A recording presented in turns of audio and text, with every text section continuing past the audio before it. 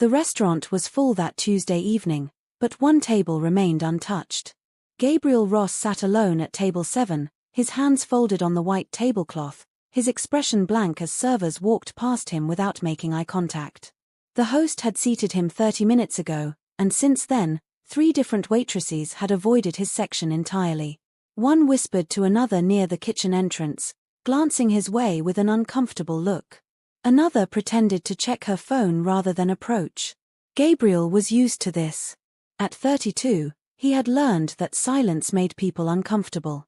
Not the comfortable quiet of a library or the peaceful hush of a chapel, but his silence. The kind that came with being mute.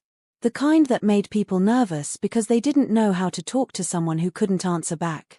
His expensive suit and watch told them he had money, but his inability to place an order made them freeze. So they avoided him. Every single time. He watched as families laughed at nearby tables, as couples chatted over candlelight, as friends clinked glasses in celebration. His table was an island.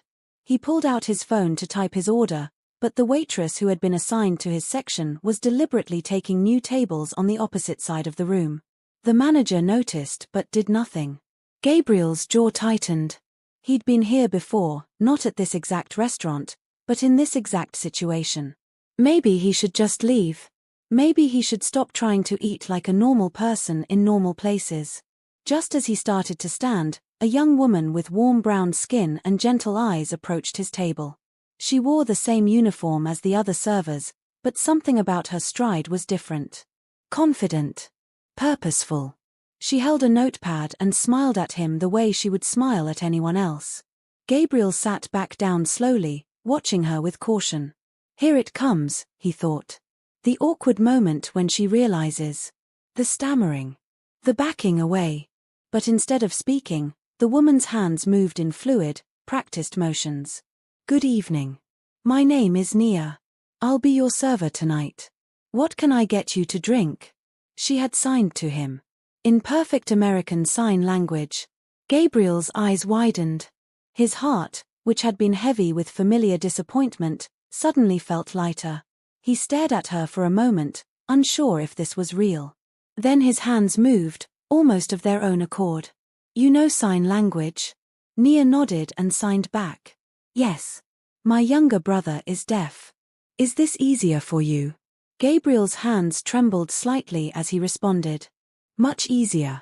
Thank you. You have no idea what this means. I think I do, Nia signed with a warm smile. Now, are you ready to order, or would you like a few more minutes with the menu? For the first time in months, Gabriel felt seen. Not pitied. Not avoided. Just seen. He ordered his meal, and Nia wrote everything down, confirming each item with quick signs. When she walked away to place his order, Gabriel noticed the other servers watching in confusion. One approached Nia by the kitchen and said something. Nia shrugged and continued working. Gabriel couldn't hear their conversation, but he saw Nia's casual confidence. She wasn't making a big deal out of it. To her, signing to a customer was just part of the job. As the evening progressed, Nia returned several times to check on him. Each time, she signed naturally, asking if he needed anything, if the food was prepared correctly, if he wanted dessert. Gabriel found himself lingering over his meal longer than necessary, not because he was hungry, but because he didn't want this experience to end. When was the last time someone had communicated with him so easily? When was the last time he'd felt comfortable in a public space? When Nia brought his check, Gabriel pulled out his business card and a pen. He wrote on the back, "Thank you for treating me like a person. That's rare. Would you be willing to meet for coffee sometime? Just to talk?" He added his phone number and slid the card across the table with a generous cash tip. Nia picked up the card, read it, and her eyes widened when she saw his name. Gabriel Ross. She clearly recognized it. Everyone in the city knew who Gabriel Ross was. The tech billionaire who had started 3 successful companies before turning 30. The man whose face appeared in business magazines. The reclusive entrepreneur who rarely gave interviews. But her expression didn't change to the usual starstruck look Gabriel saw when people realized who he was. Instead, she simply nodded and signed, "I'd like that." As Gabriel left the restaurant that night, He turned back one more time.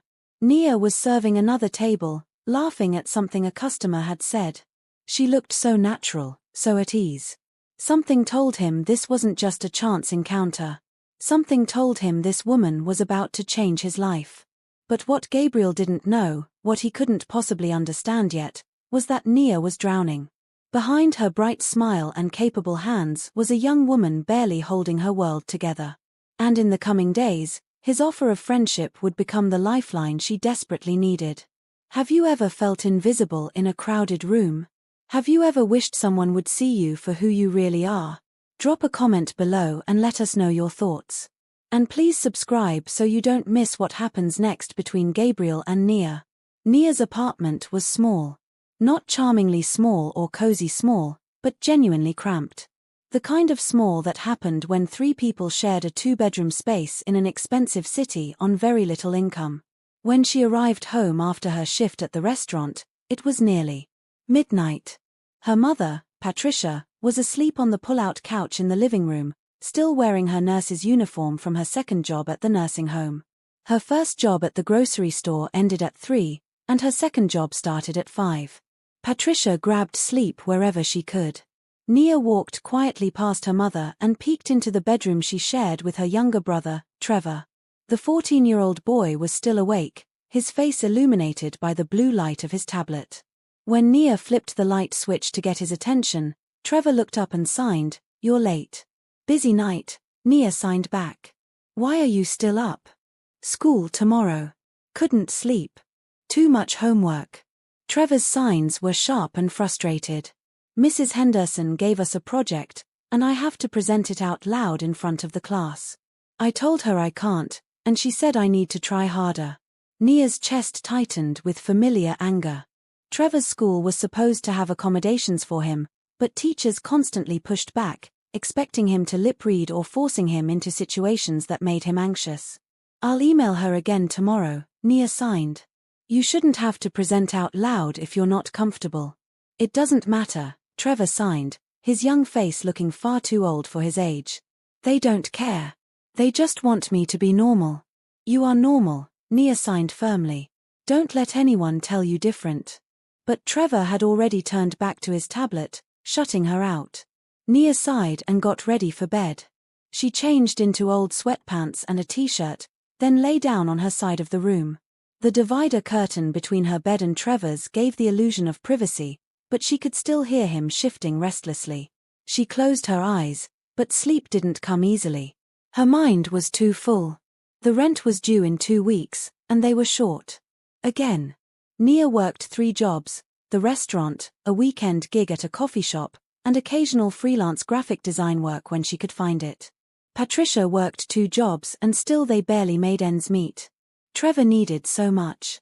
Not just the basics, but therapy, proper education support, and medical evaluations they couldn't afford.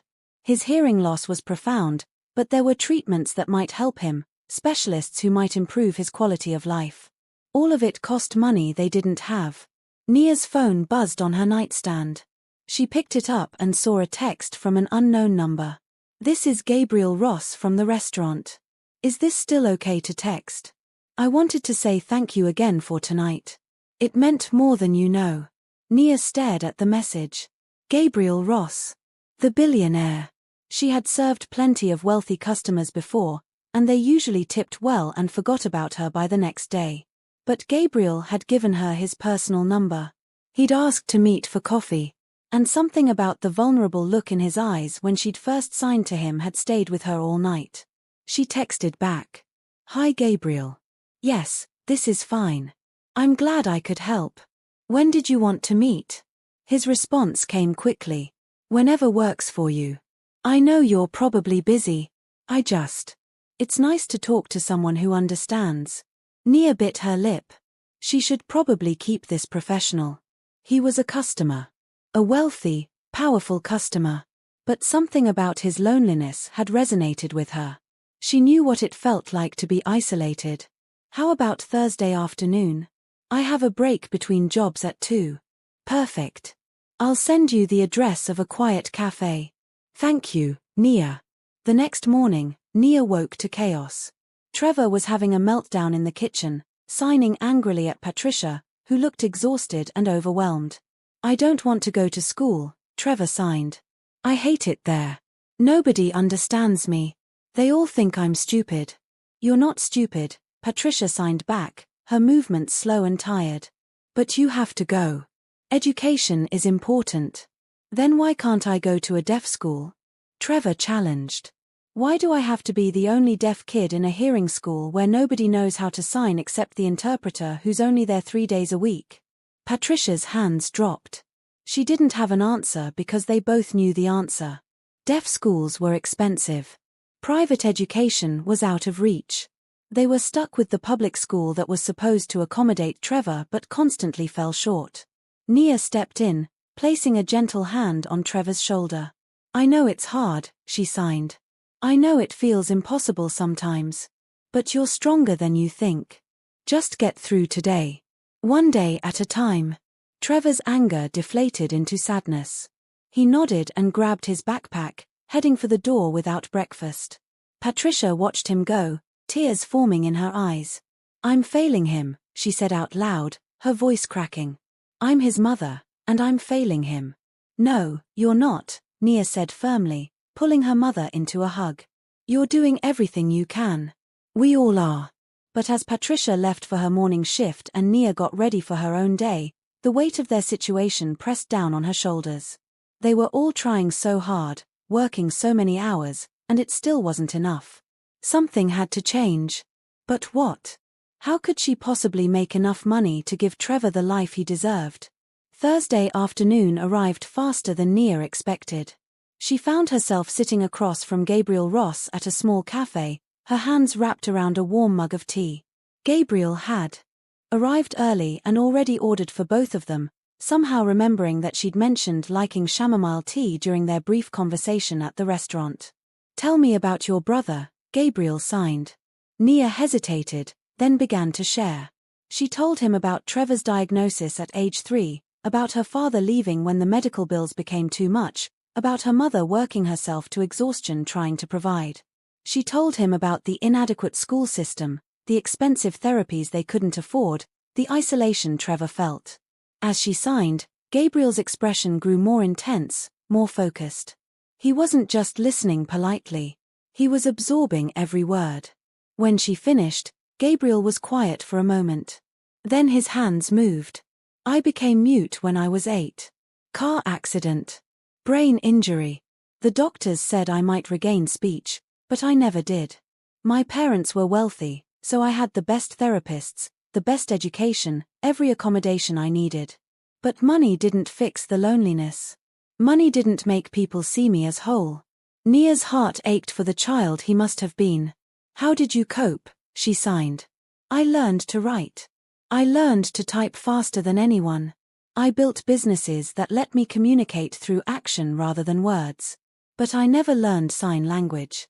I should have, but my parents pushed me toward speech therapy, toward trying to fit into the hearing world. They meant well, but they never understood that different doesn't mean broken. No, it doesn't, Nia agreed. Gabriel leaned forward. Nia, I want to help your brother. And your family. Please let me. Nia's first instinct was to refuse. Her pride, that stubborn thing that had kept her working 3 jobs instead of asking for help, rose up in her chest. She opened her mouth to say no, to thank Gabriel but explain they would manage on their own somehow. But then she saw Trevor's face in her mind. She saw her mother's exhausted eyes. She saw their cramped apartment and the stack of medical bills on the kitchen counter. And she remembered her own rule: when someone offers help, don't let pride get in the way of what's right for the people you love. What kind of help? Nia signed carefully. Gabriel pulled out his phone and typed quickly, then showed her the screen. I want to pay for Trevor to see a specialist. A doctor I know who works with deaf and hard of hearing children. He's one of the best in the country. I also want to pay for proper speech therapy if Trevor wants it, not because he needs to speak, but because he should have the choice. And I want to pay for tutoring, accommodations, whatever he needs to thrive in school or transfer to a better school if that's what would help. Nia stared at the words on the screen. Her hands trembled. Gabriel, that's too much. We can't possibly accept that kind of money from you. Gabriel's expression was firm. He signed. You can. You should. Nia, I have more money than I could spend in 10 lifetimes. It sits in accounts doing nothing but making more money. Let me use it for something that matters. Let me help someone who needs it. Please. But why? Nia signed, her eyes searching his face. You don't know us. We're strangers. You're not a stranger. You're the first person in months who treated me like a human being instead of an inconvenience or a curiosity. You have a skill I never learned, a compassion I rarely see, and a brother who deserves every opportunity one was given. Let me do this. Not as charity, but as gratitude. You gave me something valuable. Let me return the favor. Nia's throat was tight. She thought about all the times she'd lain awake worrying about Trevor, about all the opportunities she'd watched slip away because they couldn't afford them. This was wrong, wasn't it? Taking money from a man she barely knew? But Gabriel's eyes were sincere. His hands were steady as he signed. And suddenly, Nia understood something important. Sometimes accepting help wasn't weakness. Sometimes it was strength. Okay, she signed slowly. We accept. With gratitude. Thank you, Gabriel. You have no idea what this means to our family. Gabriel's smile was brilliant. It transformed his usually serious face into something warm and genuine. Thank you for letting me help. Now, I have another offer. My company needs someone to help me communicate better with my team. I've been using email and text, but it's impersonal and slow. I need someone who can interpret, who can help me interact in real time. The position would pay 3 times what you're making at all your current jobs combined, and the hours would be regular. 9 to 5, Monday through Friday. Would you be interested? Nia's mind reeled. 3 times her current income? Regular hours? She wouldn't have to work at the restaurant anymore, wouldn't have to pull weekend shifts at the coffee shop, wouldn't have to stay up until midnight doing freelance design work. She could actually sleep. She could actually spend time with Trevor and her mother. Yes, she signed without hesitation. Yes, I'm interested. When can I start? Monday, if that works for you. I'll have my assistant Helen set everything up. You'll need to come by the office tomorrow to fill out paperwork and get your ID badge. Does 10 in the morning work? It works, Nia confirmed, her heart pounding. This was really happening. In one conversation, her entire life had changed direction. When Nia got home that evening, she sat down with Patricia and Trevor and told them everything. She expected questions, maybe even skepticism from her mother. But Patricia just listened, tears streaming down her face. When Nia finished, Patricia pulled her into a tight hug. Baby, you've been carrying so much for so long. Maybe it's time to let someone else help carry the load. Trevor was more direct. Is he doing this because he feels sorry for us? The boy signed. No, Nia signed back. He's doing this because someone was kind to him, and he wants to return that kindness. And Trevor, we're going to accept it with grace, not guilt. Understand? Trevor nodded slowly, then signed. Can I really see a specialist? Can I really get help? Yes, Nia confirmed. We have an appointment next week. That night, for the first time in years, Nia went to bed without the heavy weight of financial panic pressing on her chest. She knew challenges would still come. She knew life wouldn't suddenly become perfect. But for the first time in a long time, she had hope. And hope was a powerful thing. The next morning, Nia stood in front of Gabriel's office building downtown. The glass and steel structure reached 30 floors into the sky, modern and intimidating. She took a deep breath and walked through the revolving doors.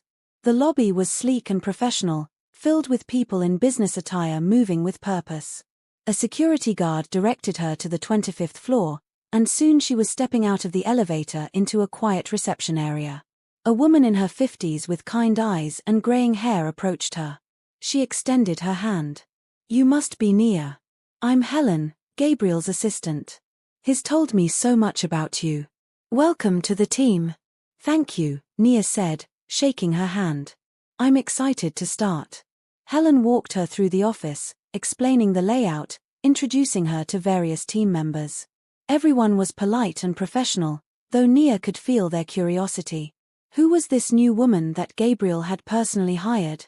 What was her role exactly? Helen seemed to sense Nia's discomfort and pulled her aside. "Don't worry about them," Helen said gently. "They're just curious.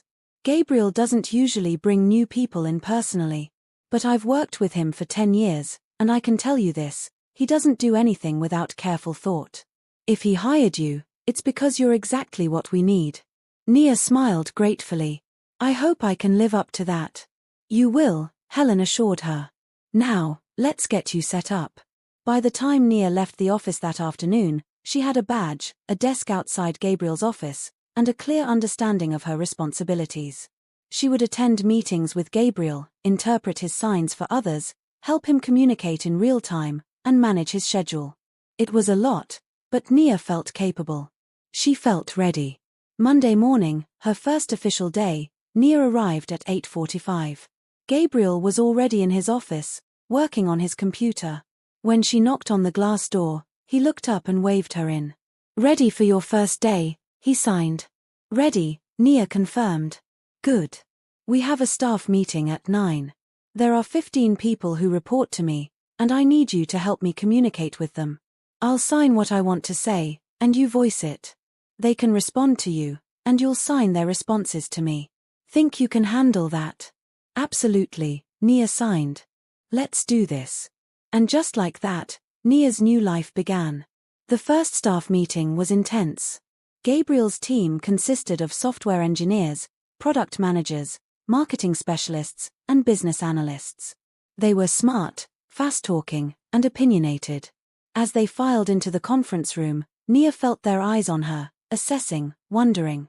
She stood next to Gabriel at the head of the table, her posture straight and confident even though her stomach was doing flips. Gabriel signed, and Nia voiced his words. "Good morning, everyone. For those who haven't met her yet, this is Nia Bennett.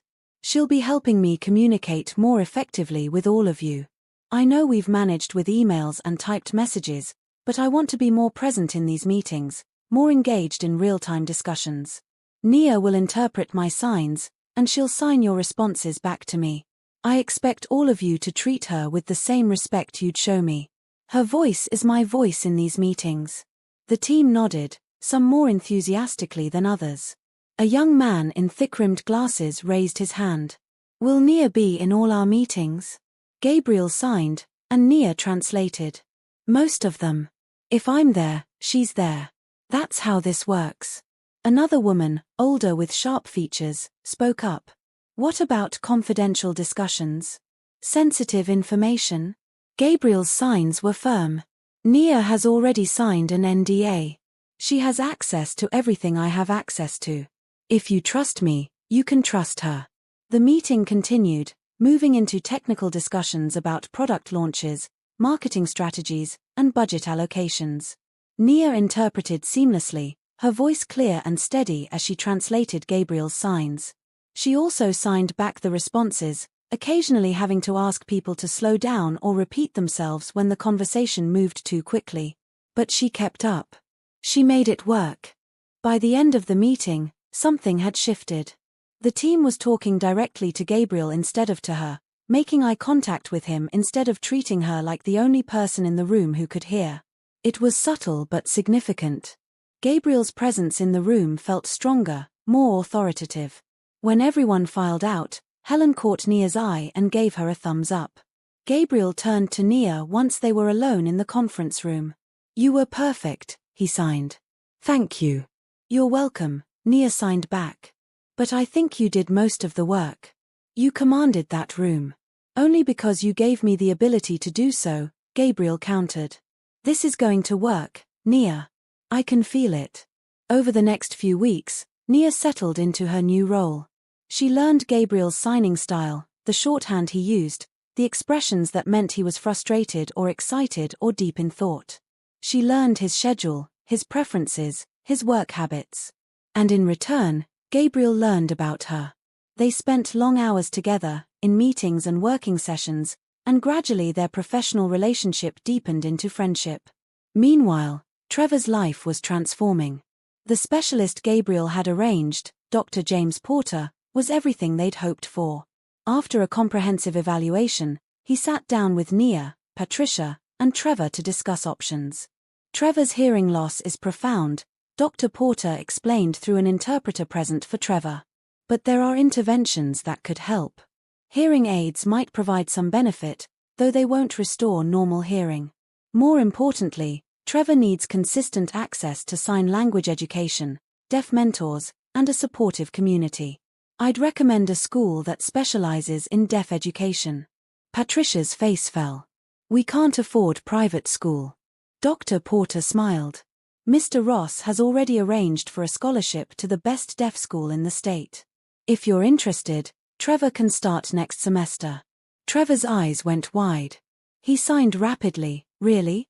A real deaf school? With other kids like me? Really, the doctor confirmed through the interpreter. That night, Trevor hugged Nia tighter than he had in years. Thank you, he signed into her shoulder. Thank you for bringing Gabriel into our lives. Nia held her brother close, tears streaming down her face. You deserve this, Trevor. You deserve all of this and more. As the weeks turned into a month, Nia noticed changes in Gabriel too. He smiled more. He seemed more relaxed, more confident in his interactions with his team. One afternoon, as they finished up a particularly successful presentation, Gabriel turned to her and signed, "Want to grab dinner? There's something I want to talk to you about." Sure, Nia agreed. They went to a small Italian restaurant, quieter than the upscale place where they'd first met. Over pasta and salad, Gabriel signed slowly, carefully. Nia, I've been thinking. My companies do well.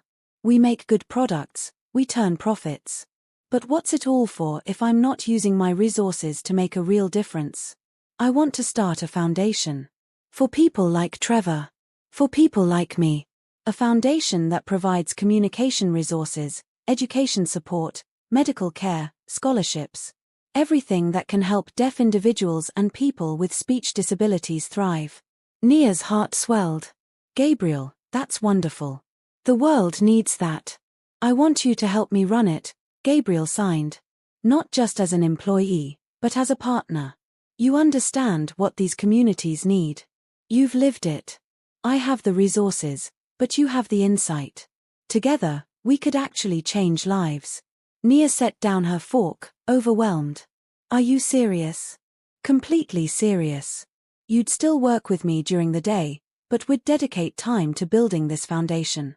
Hiring staff, setting up programs, reaching out to communities. What do you say? Nia didn't even have to think about it. Yes. Absolutely yes. Gabriel's smile was radiant.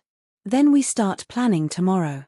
That night, as Nia rode the subway home, she thought about how much her life had changed in just a few weeks. She had a stable job she loved. Trevor was thriving. Her mother had been able to cut back to just one job thanks to the increased income. And now she had the opportunity to help others the way Gabriel had helped her family. It felt like a dream. But as she walked into her apartment and saw Trevor and Patricia laughing together at the kitchen table, signing about Trevor's day at his new school, Nia realized it wasn't a dream. It was real. Sometimes life could change in an instant. Sometimes one act of kindness could set off a chain reaction that touched everyone around it. What would you do if a stranger offered to change your life? Would you accept with gratitude or let pride hold you back? Drop your thoughts below and subscribe to see how Nia and Gabriel's partnership grows into something even more meaningful. The foundation took shape quickly. Gabriel's legal team set up the non-profit structure, his financial advisors allocated initial funding, and within 6 weeks, the Ross Bennett Foundation for Communication Access was officially registered. Nia had insisted on including her name. Even though Gabriel was providing all the funding. This is a partnership, Gabriel had signed. Your name belongs on it just as much as mine. The foundation's first office was modest, just 3 rooms in one of Gabriel's buildings. But it was theirs. Nia spent her mornings working with Gabriel at the tech company and her afternoons building the foundation. They hired a small staff, a program director named Beth Carter, a fundraising coordinator named Tom Rivera, and an administrative assistant named Lauren Hayes. All three had personal connections to the deaf community or speech disabilities, making them passionate advocates for the cause. Their first major event was a fundraising gala. Gabriel was nervous about it. "I've attended these before," he signed to Nia as they prepared. "But I've never hosted one. What if people don't take me seriously because I can't give a speech?" "Then I'll give the speech for you," Nia signed back. "Or better yet, let's do it together. You sign, I voice. Just like our meetings." Gabriel nodded, but Nia could see the uncertainty in his eyes. For all his business success, social situations still made him uncomfortable. The gala was set to have 200 guests, potential donors, business leaders, community advocates, and families affected by deafness and speech disabilities. It was a big night. The evening of the gala, Nia wore a deep blue dress that her mother had helped her pick out. It was elegant but not flashy, professional but not cold. When she arrived at the hotel ballroom, Gabriel was already there in a perfectly tailored black suit. When he saw her, his hands stilled mid-sign in his conversation with Helen. His eyes widened slightly, and then he signed, "You look beautiful." Nia felt her cheeks warm. "Thank you. You look very handsome yourself." Throughout the evening, they worked the room together. Gabriel would sign to Nia, and she would voice his greetings and gratitude to guests. But something interesting happened. Many people started signing directly to Gabriel, having learned a few basic signs for the occasion. Others used pen and paper or their phones to communicate. The atmosphere was one of inclusion and respect. Gabriel's shoulders relaxed as the night went on, and by the time they took the stage to give their presentation, he was actually smiling. Nia stood beside him at the podium. Gabriel's hands began to move, and Nia voiced his words with emotion and conviction. "Thank you all for being here tonight. This foundation exists because too many people go through life feeling unheard, unseen, and unsupported. Communication is a basic human right, yet thousands of children and adults face barriers every day. Some are deaf or hard of hearing. Some are mute. Some have speech disabilities. All of them deserve the same opportunities as everyone else. This foundation will provide scholarships, medical resources, educational support, and community building. We will create spaces where different forms of communication are celebrated, not hidden." The room was silent except for Nia's voice. Gabriel continued signing. "I spent most of my life feeling isolated because of my inability to speak. I built businesses, earned money, achieved success by society's standards. But I was lonely. I was disconnected. Until I met someone who saw me not as broken, but as whole. That person is standing beside me tonight. Nia Bennett showed me that communication isn't about speaking. It's about connecting. And that's what this foundation is all about. Connection." When they finished, the applause was thunderous. People stood. Some were wiping tears from their eyes. As Nia and Gabriel stepped off the stage, they were surrounded by people wanting to contribute, wanting to volunteer, wanting to share their own stories. The foundation raised $200,000 that night, far exceeding their goal. Later, as the event wound down and guests began to leave, Gabriel and Nia stood together near the windows overlooking the city lights. Gabriel signed, "We did it." "You did it," Nia corrected. "This was your vision." "Our vision," Gabriel insisted. "Nia, I couldn't have done any of this without you. You've changed my life in ways I can't even put into words." Nia felt something shift between them. The air felt charged, electric. She'd been so focused on the work, on the foundation, on helping her family, that she hadn't let herself acknowledge the growing feelings she had for Gabriel. But standing here with him, watching the way he looked at her, she couldn't deny it anymore. "You've changed my life too," she signed softly. "More than you know." Gabriel stepped closer. His hand reached out and gently tucked a strand of hair behind her ear. The gesture was tender, intimate. Nia's breath caught. But before anything else could happen, Helen approached with a donor who wanted to speak with them. The moment passed, but something had been acknowledged between them. Something that would only grow stronger in the coming weeks. As the foundation's work expanded, so did Nia and Gabriel's time together. They visited schools for deaf children, met with families struggling with communication barriers, toured medical facilities, and planned new programs. Through it all, their bond deepened. Gabriel showed Nia parts of his world she'd never experienced: art galleries, private concerts, charity events, business dinners. And Nia showed Gabriel the warmth of family and community he'd been missing. One Saturday, Gabriel came to Nia's apartment for dinner. It was a modest gathering: Nia, Patricia, Trevor, and Gabriel around their small kitchen table. Patricia had cooked her famous lasagna, and Trevor was excited to show Gabriel his progress at his new school. As they ate, Trevor signed stories about his new friends, his classes, his teachers who all knew sign language. His face was animated, joyful. He was a different child than the frustrated, isolated boy he'd been just months ago. Patricia watched Gabriel with tears in her eyes. "You gave me my son back," she said aloud, knowing Gabriel could read lips.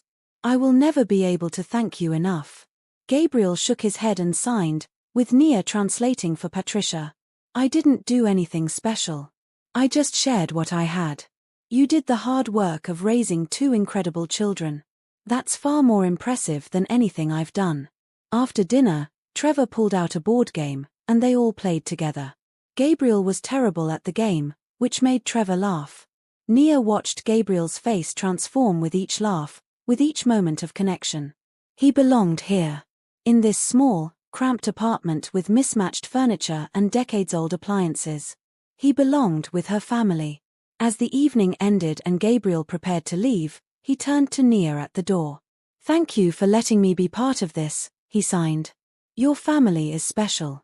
"You're part of what makes it special," Nia signed back. Gabriel hesitated, then leaned forward and pressed a gentle kiss to her forehead. It was brief, chaste, but it sent warmth flooding through Nia's entire body. When he pulled back, his eyes searched hers, asking a silent question. Nia smiled and squeezed his hand in answer. They weren't ready to rush into anything, but they both knew where this was heading. And for the first time in a long time, Nia was excited about the future. 3 months into working together, Gabriel and Nia had become inseparable. At the office, they were a seamless team. At the foundation, they were passionate advocates. And in private, they were slowly, carefully, building something more. They went on quiet dinners, walked through parks, attended movies with subtitles, and spent long evenings just talking. Well, signing. But for them, it was the same thing. Gabriel introduced Nia to his world more formally. She met his business partners, his investors, his small circle of trusted friends. Some were welcoming. Others were skeptical. One particularly pointed conversation happened at a networking event when a middle-aged businessman named Richard Webb cornered Nia near the bar. "So you're Gabriel's new assistant," Richard said, his tone condescending. "I'm his communication liaison," Nia corrected politely. "Right. Must be quite the upgrade from waitressing." Richard sipped his drink. "Gabriel's always been a soft touch. Likes to help people. Just make sure you don't take advantage of his generosity." Nia's jaw tightened, but she kept her voice calm. "I'm not taking advantage of anything. I work hard for my position, and Gabriel hired me because I'm qualified." "Of course," Richard said in a tone that suggested he didn't believe her at all. "Just friendly advice. Gabriel's a smart businessman, but he's naive when it comes to people. Someone needs to watch out for him." Before Nia could respond, Gabriel appeared at her side. His eyes were cold as he looked at Richard. Gabriel's hands moved in sharp, precise signs, and Nia voiced them without hesitation. "Richard, Nia is the most qualified person I've ever hired. She has skills you couldn't dream of and integrity you wouldn't recognize if it hit you in the face. If you have a problem with her, you have a problem with me. And I suggest you reconsider that position." Richard's face flushed. "Gabriel, I didn't mean anything by it. I was just..." "Leave," Gabriel signed, and Nia translated. "Now." Richard left quickly. Gabriel turned to Nia, his expression softening. "Are you okay?" "I'm fine," Nia assured him. "I've dealt with worse." "You shouldn't have to deal with it at all," Gabriel signed firmly. "I'm sorry about him." "You have nothing to apologize for," Nia signed back. "But thank you for standing up for me." "Always," Gabriel signed. "I'll always stand up for you." The incident with Richard was just the first of several. As Gabriel and Nia's relationship became more obvious, whispers started. Some people thought Nia was using Gabriel for his money. Others thought Gabriel was being foolish, letting his emotions cloud his judgment. But Gabriel and Nia ignored the noise. They knew what they had was real. Meanwhile, Patricia's life was improving dramatically. Gabriel had not only helped Nia get a better job but had also quietly arranged for Patricia to be hired at one of his companies in their HR department. The job paid well, had reasonable hours, and came with excellent benefits. For the first time in 15 years, Patricia wasn't exhausted all the time. She could actually spend evenings at home. She could attend Trevor's school events. She could breathe. One Sunday, Patricia invited Gabriel over for a proper family dinner. She'd cooked all afternoon: fried chicken, collard greens, mac and cheese, cornbread. It was a feast. When Gabriel arrived with flowers for Patricia and a new video game for Trevor, he was greeted with warm hugs. "Welcome to the family," Patricia said, pulling Gabriel into her embrace before he could protest. "Because that's what you are now. Family." Gabriel's eyes grew misty. He signed to Nia, "I don't know what I did to deserve this, but I'm grateful." Dinner was loud and joyful. Patricia told stories about Nia and Trevor as children. Trevor showed off his new signing skills, having learned more advanced ASL at his new school. Gabriel shared stories from his own childhood, about his parents who had loved him but never quite understood him, about the loneliness of being different in a world that didn't accommodate difference. After dinner, as Patricia and Trevor cleaned up, Gabriel and Nia stepped outside onto the small apartment balcony. The city stretched out below them, lights twinkling in the darkness. Gabriel took Nia's hand, his fingers interlacing with hers. "I need to tell you something," Gabriel signed with his free hand. "What is it?" Nia asked, her heart beating faster. "I'm falling in love with you," Gabriel signed slowly, his eyes never leaving hers. "Actually, that's not accurate. I've already fallen. Completely. Hopelessly. I love you, Nia. I love your strength, your compassion, your laugh, your signing. I love the way you make me feel seen. I love the way you've brought light into my life. I love everything about you."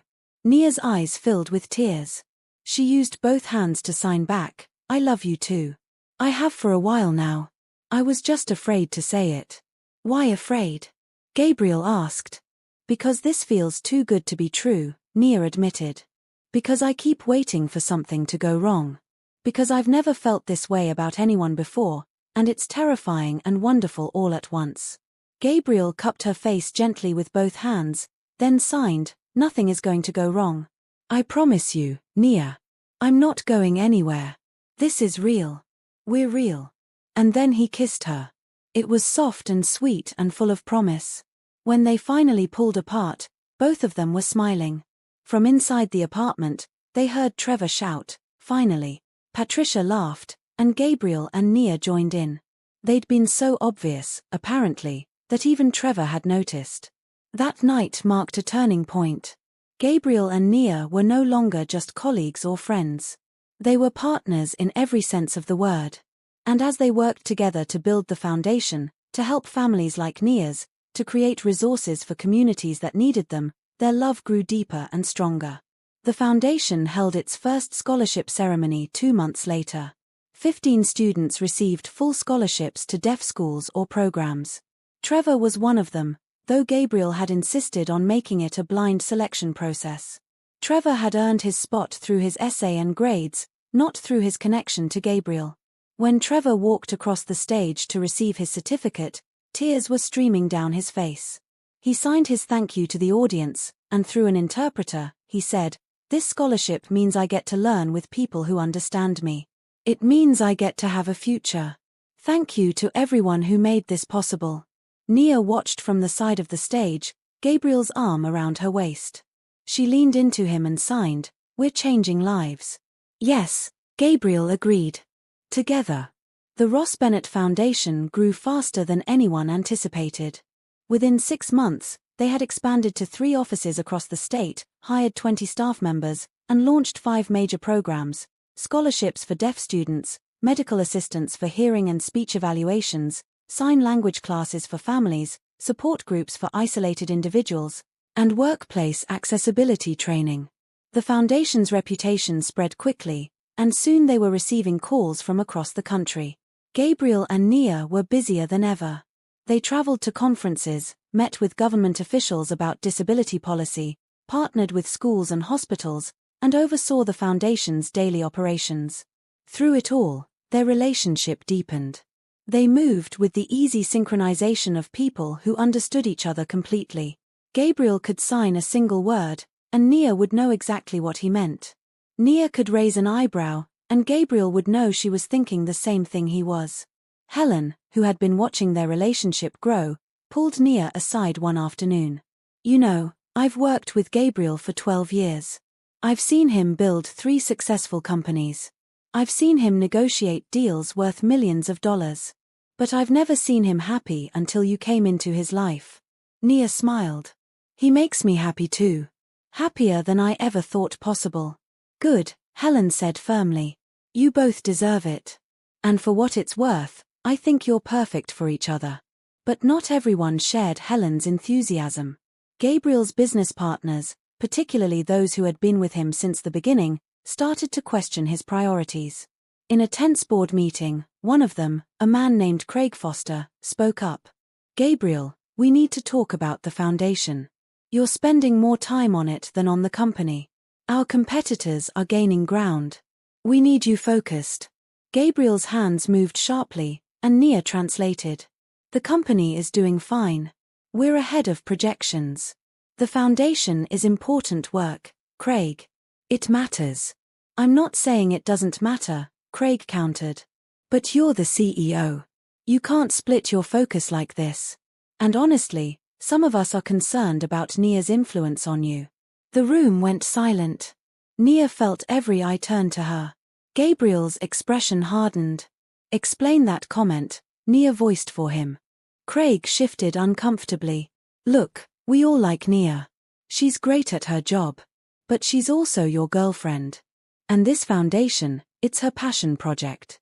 We're worried you're making emotional decisions instead of business decisions." Gabriel stood up, his chair scraping back. His signs were fast and furious. "Nia is not influencing me. She's inspiring me. For years, I ran this company because it was what I was supposed to do. Make money. Build products. Repeat. But what's the point if I'm not using my success to help people? The foundation is the best thing I've ever done. It's the most meaningful work of my life. And if you have a problem with that, maybe you're on the wrong board." The silence was deafening. Craig looked at the other board members, seeking support, but most of them avoided his gaze. Finally, another board member, Janet Lee, spoke up. "Gabriel's right. The foundation is good for our brand. It shows we care about more than just profits. And the company is doing well. I say we support Gabriel in both endeavors." Others nodded in agreement. Craig backed down, but Nia could see the resentment in his eyes. After the meeting, Gabriel pulled her aside. "I'm sorry you had to deal with that," he signed. "It's not your fault," Nia assured him. "People are always going to question us. We just have to prove them wrong." "We will," Gabriel agreed. "Together." But the criticism took its toll. Over the next few weeks, Nia noticed Gabriel becoming more stressed. He was working longer hours, trying to prove he could handle both the company and the foundation. He was skipping meals, not sleeping enough. Nia worried about him, but when she tried to talk to him about it, he brushed her off. "I'm fine," he would sign. "Just busy." Things came to a head one evening when Gabriel collapsed in his office. Nia found him on the floor, conscious but disoriented. She immediately called for help, and paramedics arrived within minutes. At the hospital, doctors determined he was severely dehydrated and exhausted. "Your body can't function on no sleep and no food," the doctor said sternly. "You need to take better care of yourself." Nia sat beside Gabriel's hospital bed, her hand holding his. "You scared me," she signed when they were alone. "I scared myself," Gabriel admitted. "I'm sorry, Nia. I was trying to prove I could do everything. That I was strong enough." Smart enough. But I pushed too hard. You don't have to prove anything to anyone, Nia signed firmly. Gabriel, you're already enough. More than enough. And you don't have to carry everything alone. That's what I'm here for. That's what Helen is here for. That's what your whole team is here for. Let us help. Gabriel nodded slowly. You're right. I've been so used to doing everything myself that I forgot how to accept help. Ironic, isn't it? I started a foundation about connection and support, but I couldn't apply those principles to my own life. Then let's change that, Nia suggested. Starting now. You're going to rest. Really rest. And we're going to delegate more at both the company and the foundation. We're going to hire more people to share the load. And you're going to start taking care of yourself. Because I love you, and I need you healthy and whole. Gabriel pulled her close, pressing his forehead against hers. I love you too. Thank you for not giving up on me. Never, Nia promised. We're in this together. Always. The hospital incident was a wake-up call. Gabriel stepped back from some of his daily responsibilities at the company, promoting trusted team members into leadership roles. At the foundation, they hired an executive director to handle operations, freeing Gabriel and Nia to focus on strategy and vision. The changes were hard at first, especially for Gabriel, who was used to controlling every detail. But slowly, he learned to trust others. And in doing so, he found more peace than he'd had in years. 3 months later, the foundation held its first annual gala. It was bigger than the initial fundraiser, with 400 guests and major sponsors. The event showcased the foundation's impact, video testimonials from scholarship recipients, demonstrations of workplace accessibility technology, performances by deaf artists. It was moving and powerful. When Gabriel and Nia took the stage to close out the evening, Gabriel did something unexpected. Instead of signing while Nia voiced, he played a video. In it, he'd recorded himself signing directly to the camera, with text captions below. His message was personal and vulnerable. He talked about his childhood, his isolation, the loneliness that had defined most of his life. And then he talked about meeting Nia, about learning what connection really meant, about finding purpose beyond profit. The video ended with Gabriel on screen signing, "This foundation exists because one person chose kindness. One person saw me as whole when I felt broken. That person changed my life. Her name is Nia Bennett. And she's the reason I believe in the power of communication, connection, and love." The screen went dark, and the live Gabriel turned to Nia, who was standing beside him with tears streaming down her face. He dropped to one knee. Have you ever witnessed a moment that took your breath away? Stay with us because Gabriel is about to ask Nia a life-changing question. Make sure you're subscribed so you don't miss the emotional conclusion to this beautiful love story. The audience gasped as Gabriel knelt before Nia. But he didn't pull out a ring. Instead, he signed a message. Nia, I'm not proposing. Not yet. But I wanted to tell you, in front of all these people who believe in what we've built, that you are my partner in every way that matters. And when the time is right, I will ask you to marry me. But only when you're ready. Only when you feel what I feel. Complete certainty. Nia's hands trembled as she signed back, I feel it. I feel it already. Gabriel smiled and stood, pulling her into an embrace. The audience erupted in applause. But not everyone in the room was celebrating. In the back, near the bar, Craig Foster stood with 2 other men from Gabriel's company. Their expressions were dark. The next morning, Nia woke to find her phone flooded with notifications. Someone had leaked a story to a gossip website.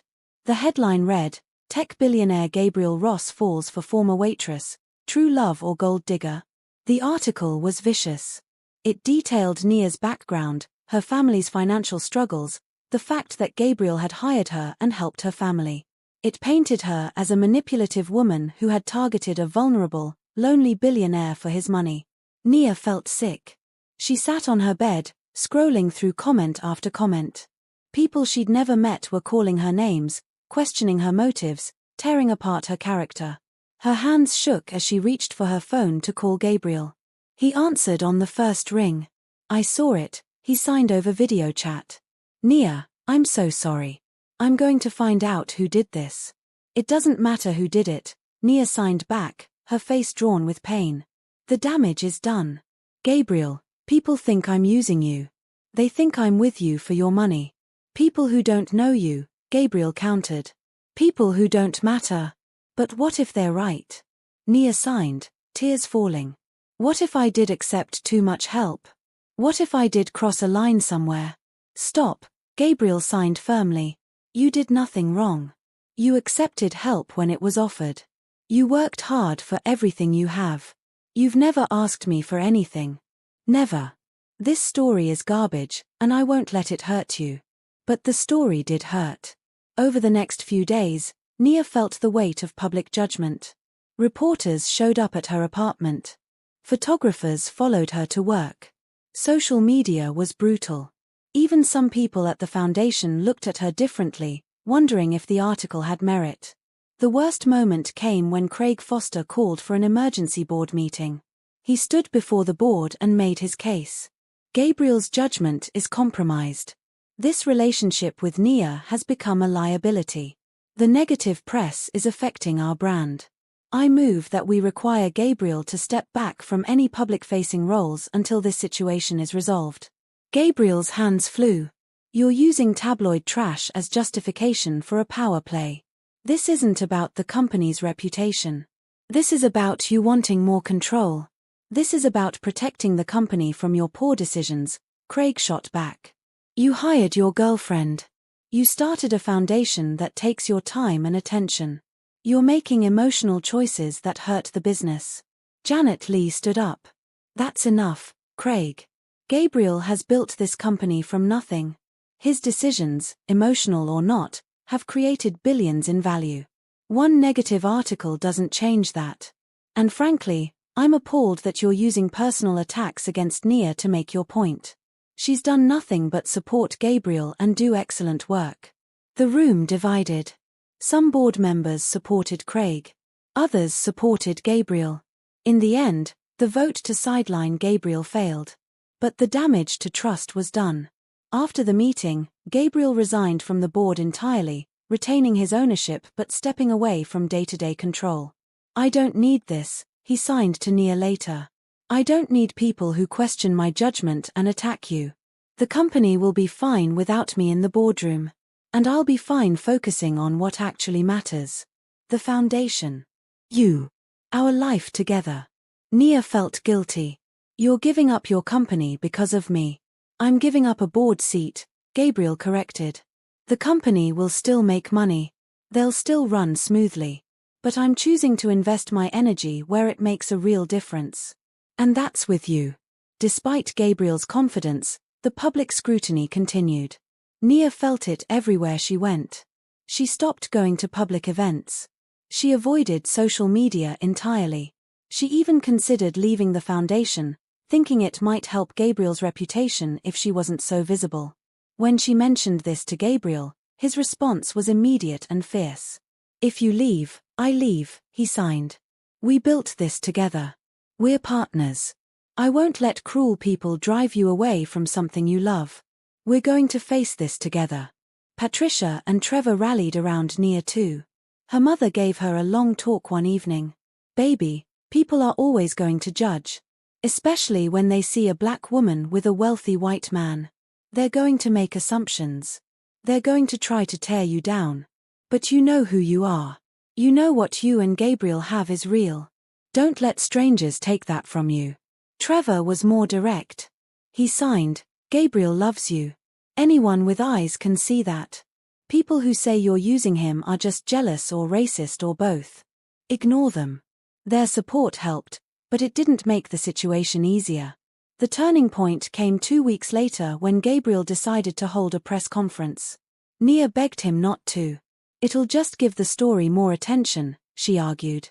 Or it'll end the story, Gabriel countered. Trust me. The press conference was held at the foundation's main office. Reporters packed the room. Gabriel stood at a podium with Nia beside him and Helen nearby to voice his signs. He began to speak, his hands moving with deliberate precision. I called you here today to address the recent articles about my relationship with Nia Bennett. The stories have been cruel, inaccurate, and invasive. But I understand why people are curious. So let me make something very clear. I am a billionaire. I have money I could never spend. But before I met Nia, I was also miserable. I was isolated. I was successful by every external measure, but I felt empty. Then I walked into a restaurant where no one wanted to serve me because I couldn't speak. And a young woman named Nia did something simple. She signed to me. She treated me like a person. That act of basic kindness changed my life. Gabriel paused, making eye contact with the cameras. I hired Nia because she's exceptionally qualified. She has skills I needed. She works harder than anyone I've ever met. The fact that I've also fallen in love with her is separate from her professional value. I've helped her family because that's what you do when you care about someone. You help the people they love. There's nothing sinister about it. Nothing transactional. It's just human decency. He continued, his expression softening. Nia has never asked me for anything. Not once. Every bit of help I've offered freely because I wanted to. Because seeing Trevor thrive and Patricia rest and Nia smile makes me happy. That's what love is. Supporting each other. Building each other up. And I refuse to apologize for loving someone extraordinary. Nia was crying openly now. Gabriel turned to her and signed, I love you. Publicly. Proudly. Without shame or doubt. The reporters erupted with questions, but Gabriel and Nia walked out together. They didn't answer anything else. They'd said what needed to be said. The next day, the narrative started to shift. Other outlets picked up Gabriel's statement. People who had been critical began to reconsider. The foundation's social media was flooded with supportive comments. And slowly, the cruel voices faded into the background. A week later, Nia received an unexpected letter. It was from a young deaf woman named Rachel who had seen Gabriel's press conference. She wrote, "Thank you for not giving up. Thank you for showing people like me that we deserve love and respect and support. You and Gabriel are an inspiration. Keep fighting." Nia showed the letter to Gabriel. He read it and then signed, "This is why we keep going. For people like Rachel." Yes, Nia agreed. This is exactly why. 6 months after the press conference, life had settled into a comfortable rhythm. The foundation was thriving, with new partnerships forming every week. Gabriel's company continued to succeed under its new leadership structure. And Gabriel and Nia's relationship grew stronger with each passing day. They had moved in together, finding a beautiful apartment that felt like home to both of them. Trevor visited often, and Patricia had become like a second mother to Gabriel. Everything seemed perfect. Almost too perfect. Which is why when trouble arrived, it hit hard. It started with a phone call. Nia was at the foundation office when her phone rang. An unknown number. She almost didn't answer, but something made her pick up. "Hello, Ms. Bennett. This is Amanda Torres from the State Charitable Organizations Bureau. I need to speak with you about some irregularities we've found in the Ross Bennett Foundation's financial records." Nia's blood ran cold. "What kind of irregularities? I'd prefer to discuss this in person. Can you and Mr. Ross come to our office tomorrow morning at 9? "Of course," Nia managed to say. "We'll be there." When Gabriel heard the news, his face went pale. "We've done everything by the book," he signed. "Our accountants are the best in the business. What could possibly be irregular?" "I don't know," Nia admitted. "But we'll find out tomorrow." That night, neither of them slept well. They reviewed financial records, double-checking every donation, every expense, every transaction. Everything looked correct. But the knot of worry in Nia's stomach wouldn't go away. The meeting the next morning was tense. Amanda Torres was a stern woman in her 50s who wasted no time getting to the point. "We've received an anonymous complaint alleging that the Ross Bennett Foundation is funneling money to family members of the founders. Specifically, that you, Ms. Bennett, have been using foundation funds to benefit your family." "That's not true," Nia said immediately. "Every penny Trevor received for his scholarship went through the official application and selection process. He earned that scholarship. And your mother's job at Mr. Ross's company? Amanda pressed. That was arranged by Mr. Ross, wasn't it? Yes, but that has nothing to do with the foundation, Gabriel signed, with Nia translating. I hired Patricia at my private company, using my personal resources. The foundation has never paid any member of Nia's family anything. Amanda reviewed her notes. What about this expense? $20,000 paid to Bennett Consulting Services 6 months ago? Nia and Gabriel exchanged confused looks.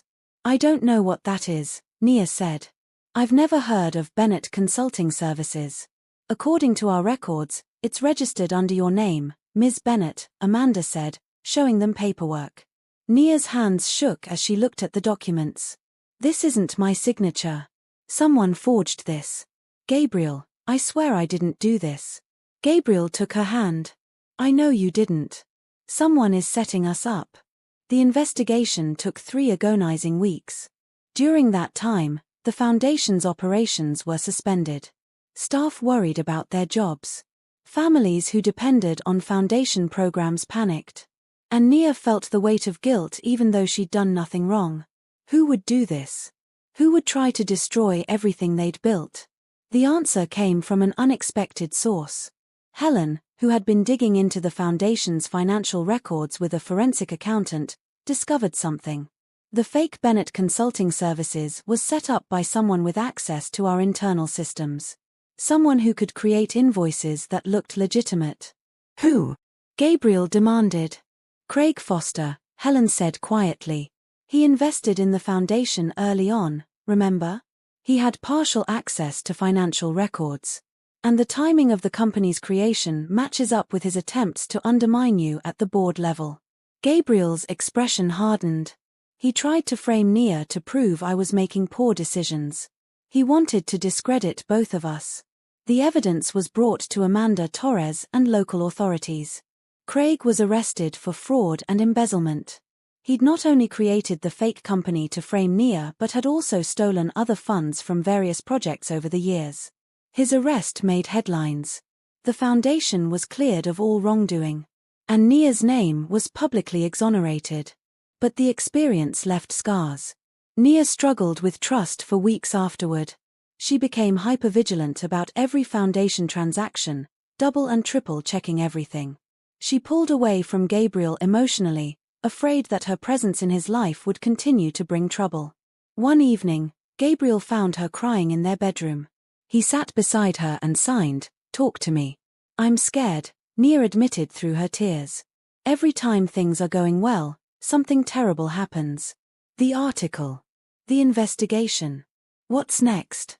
How many more times will people try to destroy what we've built?" "Maybe many times," Gabriel signed honestly. "Because what we're doing matters. Because we're challenging people's assumptions.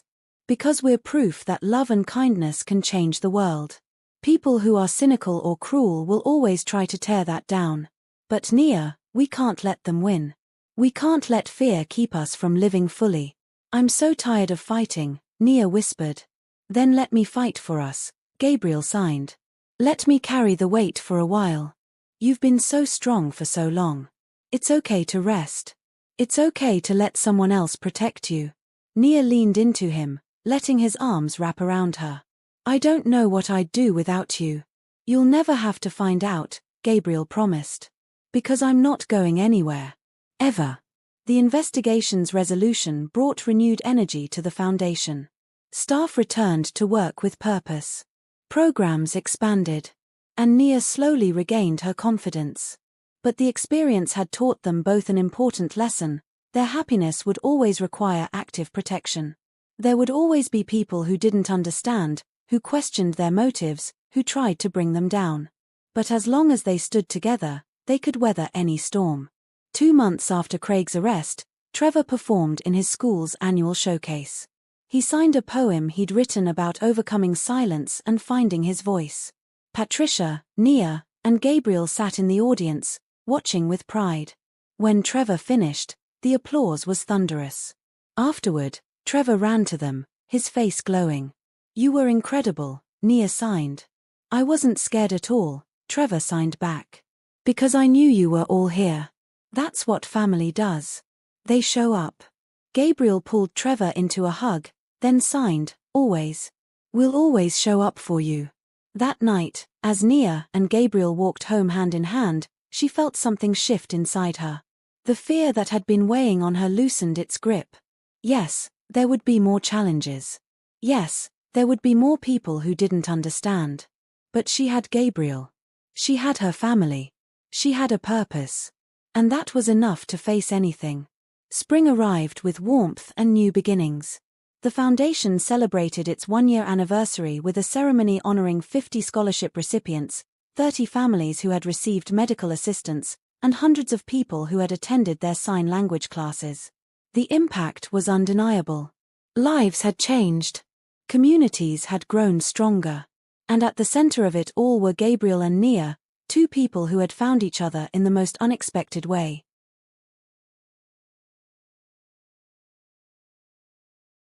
But Gabriel had been planning something. Something he'd been working on for months. He'd been meeting secretly with Patricia and Trevor, coordinating details, making sure everything was perfect. Tonight was the night. He told Nia they were going to dinner at the restaurant where they'd first met. It had become their tradition to eat there every few months, a way of remembering where it all started. Nia agreed without suspicion. She wore a simple but elegant dress, and Gabriel wore one of his best suits. They arrived at the restaurant at 7, and the host led them to table 7. The same table where Gabriel had sat alone 2 years ago. But this time, the table wasn't empty. It was covered in flowers. White roses, Nia's favorite. Candles flickered softly, and in the center was a silver frame holding a photograph. The picture from their first foundation gala, Gabriel and Nia standing side by side, smiling at each other with obvious love. Gabriel, Nia signed in confusion. What is this? Gabriel guided her to sit down, but he remained standing. Other diners had started to notice. The restaurant manager dimmed the lights slightly, drawing everyone's attention to table 7. And then, from the kitchen, Trevor appeared. He was dressed in a suit, looking more grown-up than his 16 years. Patricia followed behind him, her eyes already misty with tears. Gabriel began to sign, and Trevor voiced his words for the entire restaurant to hear. Nia Bennett, 2 years ago I walked into this restaurant feeling invisible. I'd spent most of my life that way. Silent. Overlooked. Disconnected. I'd built a successful career, earned more money than I needed, achieved everything society told me mattered. But I was empty. Until you walked up to this table and signed to me like it was the most natural thing in the world. You saw me. Not my disability. Not my wealth. Just me. Nia's eyes filled with tears as Gabriel continued. You taught me what it means to truly communicate. Not just with words or signs, but with actions. With kindness. With presence. You showed me that being different isn't being less. You introduced me to your family and made me feel like I belonged. You worked beside me to build something meaningful. You stood by me when people questioned us. You loved me when I didn't know how to love myself. Gabriel dropped to one knee, and the entire restaurant gasped. He pulled a small velvet box from his pocket and opened it. Inside was a ring, but not a traditional diamond. Instead, it held a deep blue sapphire surrounded by small diamonds. Nia had once mentioned that sapphires were her favorite, that they reminded her of the sky at dusk. I learned sign language for my job, Gabriel continued, Trevor still voicing. But I learned to love because of you. Nia, you are my voice in every way that matters. You are my partner, my best friend, my home. And I want to spend the rest of my life showing you how much you mean to me. Will you marry me? The restaurant was completely silent except for the soft sound of Nia's crying. She looked at Gabriel, at the ring, at her mother and brother who were both smiling through tears. And then her hands moved. Yes. 1,000 times yes. Gabriel slipped the ring onto her finger, then stood and pulled her into a kiss. The restaurant erupted in applause. Strangers cheered. The staff brought out champagne. And Trevor signed to the room, my sister is getting married to the best man in the world. Patricia hugged both Gabriel and Nia. Welcome to the family, officially, she said to Gabriel. though you've been family for a long time now. The celebration continued through dinner. The restaurant staff brought out a special meal, and other diners sent over desserts and drinks. By the end of the evening, Nia and Gabriel were exhausted but radiantly happy. As they left the restaurant, Nia paused and looked back at table 7, now cleared and reset for the next day's guests. "This table changed my life," she signed to Gabriel. "This table brought us together," Gabriel agreed. "But we built the life. We chose each other every day. And we'll keep choosing each other." The wedding took place 6 months later in a beautiful garden venue. It was a unique ceremony, designed to honor both deaf and hearing guests. 2 officiants led the service, one who spoke, one who signed. Every reading, every vow, every song was both spoken and signed. The guest list included family, friends, foundation staff, and members of the deaf community who had become important to both Nia and Gabriel. Trevor was the ring bearer, walking down the aisle with confidence and pride. Patricia stood as Nia's matron of honor. Helen stood up for Gabriel. As Nia walked down the aisle, Gabriel's eyes never left her face. She was breathtakingly beautiful in her wedding gown, but it wasn't the dress that took his breath away. It was the joy in her expression, the love shining in her eyes. When they reached the altar, they signed their vows to each other. Gabriel went first. "Nia, I promise to always see you, to listen to you, to support your dreams and celebrate your victories. I promise to stand beside you in hard times and to laugh with you in good times. I promise to honor your family as my own and to build a life with you that makes us both proud. I love you in silence and in sound. Forever." Nia's voice trembled as Trevor voiced her signs. "Gabriel, I promise to be your voice when you need one and your silence when you need peace.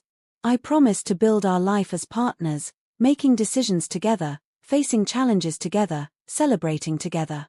I promise to never take your love for granted and to show you every day how much you mean to me. You changed my world. Now let's change the world together." They exchanged rings, and the officiant pronounced them married. As they kissed, the entire garden erupted in applause and cheers. But for Gabriel and Nia, the noise faded away.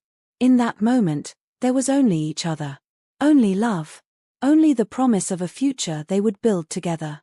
The reception was joyful and chaotic in the best way.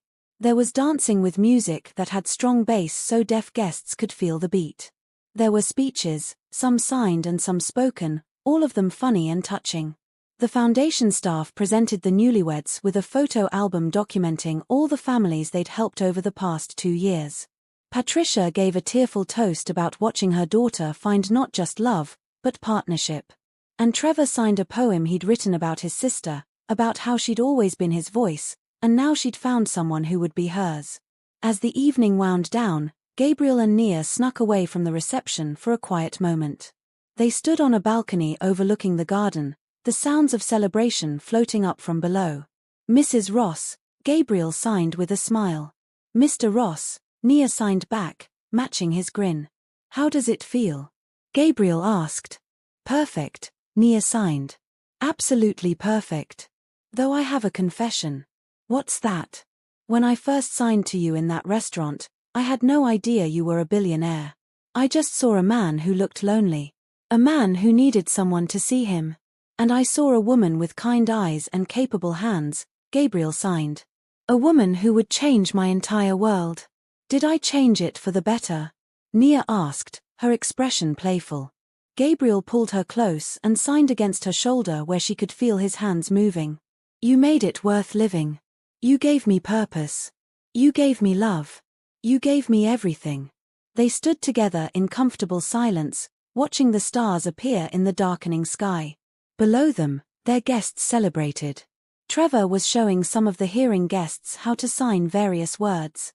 Patricia was laughing with Helen. Foundation staff members were dancing together. It was beautiful. It was chaotic. It was family. What do you think comes next? Nia signed eventually. "Everything," Gabriel signed. "We grow the foundation. We help more families. We build a home together. Maybe we start our own family someday, if you want that." "I do want that," Nia confirmed. "All of it. With you." Then that's what we'll do, Gabriel promised. Together. Always together. 2 years later, Gabriel and Nia stood in the same garden where they'd gotten married. But this time, they each held a baby. Twins. A boy and a girl. The boy, named Trevor after his uncle, was hearing. The girl, named Helen after Gabriel's beloved assistant, was deaf. From the very beginning, both children would grow up in a bilingual household, learning to sign and speak simultaneously. They would grow up knowing that communication came in many forms, that different wasn't broken, that love transcended words. Trevor, now 18 and in his first year at a university for the deaf, visited often. He'd found his passion in teaching, planning to become an educator for deaf children. Patricia had retired from her job, spending her days volunteering at the foundation and spoiling her grandchildren. Helen, who had become like family, was the baby's godmother and visited every Sunday for dinner. The foundation had expanded nationally, with offices in 10 states and programs serving thousands of families every year. Gabriel and Nia had become advocates and speakers, traveling to share their story and to fight for better accessibility and inclusion. They'd written a book together about communication and love, with all proceeds going to the foundation. Their lives were full, busy, meaningful. One evening, after putting the babies to bed, Gabriel and Nia collapsed onto their couch. They were exhausted. Parenting twins was no joke. But they were happy. Deeply, completely happy. Do you remember when you thought accepting my help was wrong? Gabriel signed, a teasing smile on his face. Don't remind me, Nia groaned, but she was smiling too. I almost let pride ruin everything. I'm glad you didn't, Gabriel signed. I'm glad you let me in. I'm glad you trusted me. Best decision I ever made, Nia confirmed. Well, second best. The first was signing to a lonely billionaire in a restaurant. See, and I thought my best decision was going to that restaurant in the first place, Gabriel signed. Though really, the best decision was falling in love with you. When did you know? Nia asked. When did you know you loved me? Gabriel thought for a moment. The first time you brought me to meet your family. I watched you with Trevor, the way you signed with him so naturally, the way you made him laugh. I watched you with your mother, how gentle you were with her exhaustion. And I thought, this woman has the biggest heart I've ever seen. I wanted to be worthy of that heart. And when did you know you wanted to marry me? Nia pressed. The day of the false investigation, Gabriel admitted. When you were so scared but you didn't run. When you stood beside me and fought for what we'd built. That's when I knew. You were my partner in every way. I couldn't imagine facing life without you. Nia's eyes grew misty. I knew I loved you the night you met my family and Trevor hugged you. You didn't just accept him, you celebrated him. You saw his worth immediately. That's when I knew you were different from anyone I'd ever met. They sat in comfortable silence for a while, just being together. Then Gabriel signed, thank you. For what? Nia asked. For seeing me. For loving me. For building this life with me. For giving me Trevor and Helen and your mother and now our babies. For showing me what family really means. You did the same for me, Nia reminded him. You gave my family security. You gave Trevor opportunities. You gave me purpose. We saved each other, Gabriel. Then we're even, Gabriel signed with a smile. No, Nia disagreed, taking his hands in hers. We're not even. We're better than even. We're whole. Together, we're whole. And that was the truth. Separately, they had been incomplete. Gabriel had money and success but no connection. Nia had love and determination but no resources. Together, they had everything. Together, they had built a life of meaning, purpose, and joy.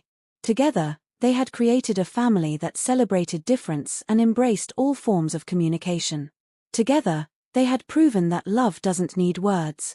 It just needs presence, understanding, and the willingness to see each other fully.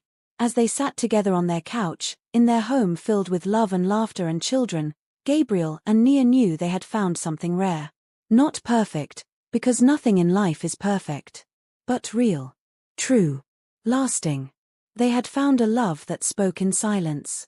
A love that transcended difference. A love that would carry them through whatever came next.